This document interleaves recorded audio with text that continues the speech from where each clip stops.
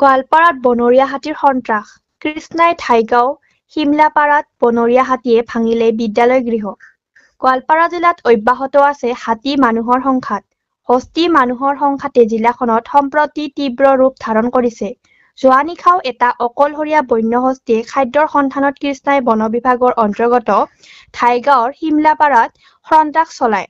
শিমলাপাৰা MV. স্কুলৰ এটা শ্ৰেণীকোঠা ভাঙি শ্ৰেণীকোঠাৰ ভিতৰত থকা ডেস্ক, বেঞ্চ ভাঙি লণ্ডভণ্ড কৰাৰ লগতে চিলিং ফেন, পানীতলা মটৰ আদি ভঙাৰ লগতে মধ্যাহ্ন ভোজনৰ চাউল খাই তহিলং কৰে। আনকি বিদ্যালয়ৰ চৌহদত থকা অংগনবাড়ী কেন্দ্ৰৰ পকী বেৰ ভাঙি পেলায় বনৰীয়া হাতীটোৱে।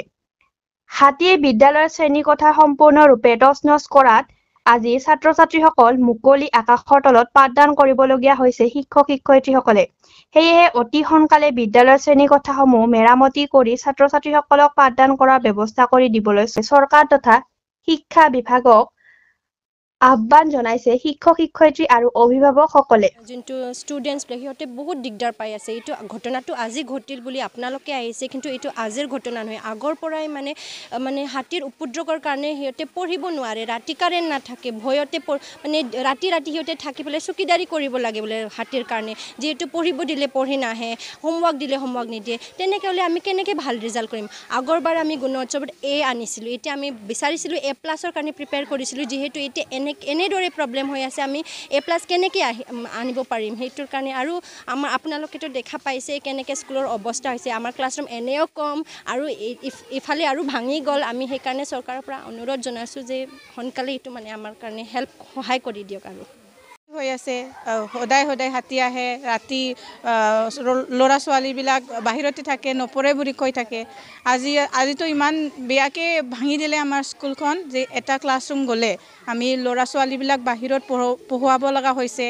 এইটো মানে এতিয়া ঠাণ্ডা দিনত পঢ়াব পাৰিম আমি, কিন্তু যেতিয়া বৰকাপ আহিব তেতিয়া অলপ প্ৰব্লেম হৈ যাব। সেইকাৰণে যদি চৰকাৰে অলপ সহায় কৰি আমাক ক্লাছৰুমটো বনাই দিয়ে, সেইটোৱে বিচাৰোঁ আমি।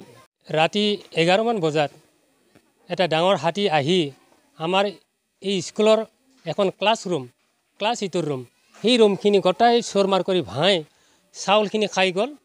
প্লাছ ইপিনে স্কুলৰ ডেস্ক, বেঞ্চ আৰু আমাৰ টেংকিত পানী উঠোৱা মটৰ আৰু স্কুলৰ ৱায়াৰিং আৰু ফেন এইবিলাক ভাঙাই চাঙাই চেছ কৰি দি দিছে।